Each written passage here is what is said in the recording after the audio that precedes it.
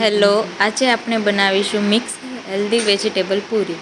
એમાં આપણે ગાજર, ટમેટાં, બટેટા, પાલક, બીટ, રીંગણા, દૂધી, તુરિયા બધી જ સબ્જીને બાફી લેવાની અને તેને મેશ કરી લેવાની. પછી તેમાં ઘઉંનો લોટ, હળદર, ધાણા જીરું, લાલ મરચું, સ્વાદ અનુસાર મીઠું અને 3 ચમચી તેલ નાખી મસળીને લોટ બાંધી લેવાનો છે.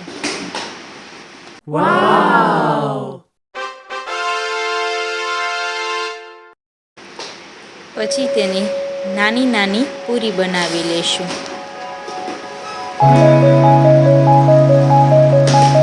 હવે આપણે એક પેનમાં તેલની જગ્યાએ ઘી એડ કરી પૂરી તળી લેશું.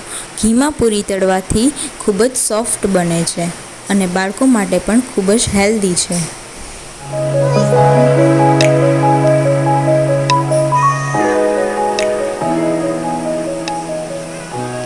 તો તૈયાર છે આપણે હેલ્ધી વેજીટેબલ પૂરી.